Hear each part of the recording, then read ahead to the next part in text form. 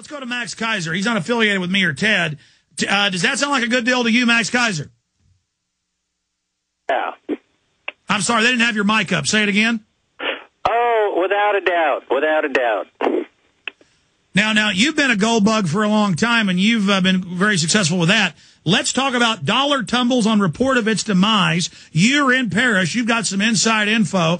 Max Keiser of MaxKeiser.com. You've got the floor. Tell us what's happening right now.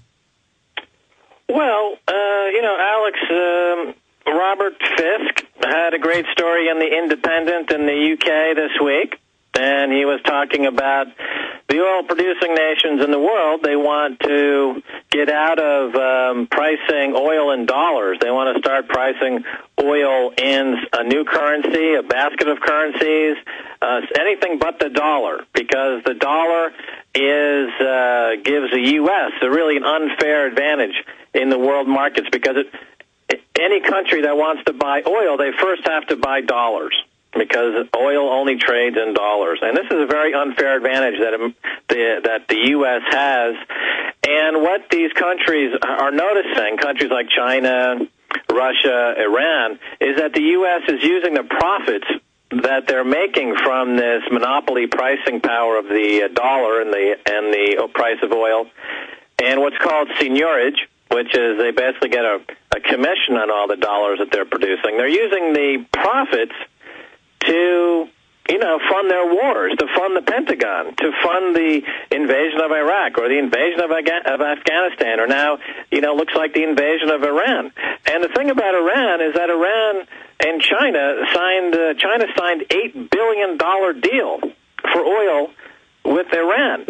So China is thinking, even though they are heavily connected to the dollar and their economy has grown as the result of tying their currency to the dollar, they're thinking that now it's time to divorce themselves from the dollar. It's time to kick America to the curb, and it's time for these other countries to stretch their wings and take over in terms of the new superpowers. And and Robert Fisk basically makes that point in his Independent article, and I can confirm pretty much what he's been saying, because it's the same thing I'm hearing here in Paris and my contacts in the Mideast. That, in fact, a new currency is being formulated, a new currency that'll be represented by a basket of currencies.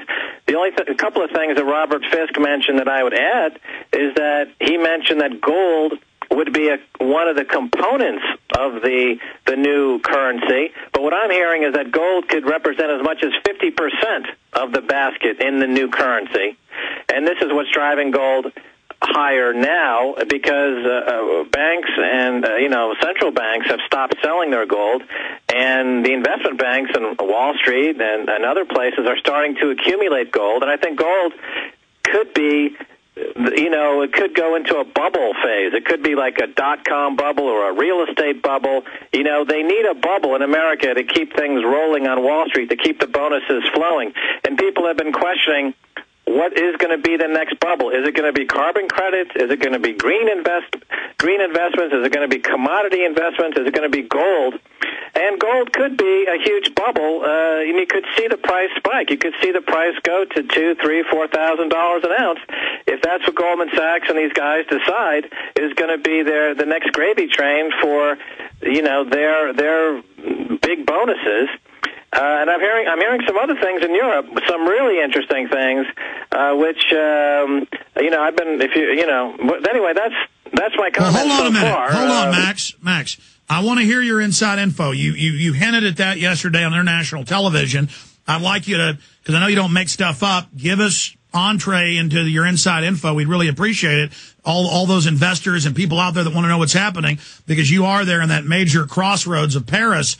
But before we get to that, there's something larger going on here. I read Club of Rome and UN documents and Rockefeller documents 15 years ago that they'd written years before that, 20 years ago, that they plan to use the U.S., use us as a military to set up world government, then blame everything on us, implode the dollar, and bring in a new bank-to-bank currency, and then have regional currencies They don't want to have one global currency that they manipulate and play the markets on a global scale. So there's nowhere to run, nowhere to hide. And that now Russia and China are basically owned and controlled by these interests. And that the U.S. is just having all the debt piled on it. And that they're preparing to kind of seal the deal or swap spit or become blood brothers, by torching the U.S. into third worlddom. And so that China and Russia and the Middle East shouldn't be celebrating so much. Sure, the U.S. is the drunk husband that comes home, every night and cold cocks them. But they're getting out of bed with the U.S. and getting in bed with Beelzebub. Well, I mean, break it down very simply. It's very simple to put it in the following terms. 75% of all the transactions in the world take place in U.S. dollars. It is the world's reserve currency. And that's the way it's been since the end of World War II, and it is the basis of America's hegemony around the world. And America has a soft empire, as well as a hard empire. I mean, they have, of course, their embassies and they have their facilities all over the world, but the dollar has really been the means by which they have the major influence around the world. And what these countries like Russia and China and Iran, of course, signed the Shanghai Cooperative Organization, the SCO. If you look that up on Google, you'll find out all about it. They have a mutual defense pact. If America hits Iran, China and Russia have pledged to side with Iran and strike back, basically. So it's just economics. China has a deal with Iran for $8 billion in oil, and America seems addicted to war to feed their machine. But, last year in 2008, Alex, the U.S. collected about $2.5 trillion in taxes, and 100% of that money went to two places: bailouts on Wall Street and the defense contractors. Now, that's an incredible statistic. 100% of all income tax collected last year, $2.5 trillion, went to either bailouts or military. There's no money going anywhere else. And, this is just setting up the dollar as really the leper with the most fingers. Or I should say it's the leper with the least fingers. It's a currency that nobody wants anymore, and they're putting in place these other currencies, and they're looking at gold because gold is the only way that they can have any accountability and that they can have any way of hoping to escape all of the debt meisters there on Wall Street. Yeah, not being shysted by the money changers that are always creating tens of trillions in fiat money and then using it as weapons, economic and military weapons against them. Now, the vampires of central banking, the best, the dirtiest, are out of Europe and the U.S., obviously, but China and other people play their games. The Arabs have their own system of banking, but they don't allow the usury. We're up to 30% loan sharking rates here in the U.S. now with the credit card population, so much so that people are kicking the habit and going to debit cards. Debit cards for Visa this week finally passed more use than credit cards, so that's something healthy out of all this. But will the Goldman Sachs vampires just move on after they've eaten the bones off of the United States, or are they dependent? I mean, is this their Transylvanian earth? Is England, Israel, the United States, Germany, France, is that Count Dracula's earth that he can go anywhere, but he's got to haul those caskets around? I mean, is there any way to kill the vampire? With a silver spike. A spike made of silver. In other words, the thing that Goldman Sachs and these guys on Wall Street hate is gold and silver, because it's the opposite of a fiat money system. I've told people for years now, if they want to kill Goldman Sachs deader than a hammer, as you might say, if everyone bought 1 ounce of gold bullion and the price traded immediately up to its inflation-adjusted normal price of $2,000 an ounce, it would remove 90% of Goldman Sachs and J.P. Morgan's ability to spin cotton candy derivatives out of, pulling it out of their backsides and claiming that this has some validity in the market.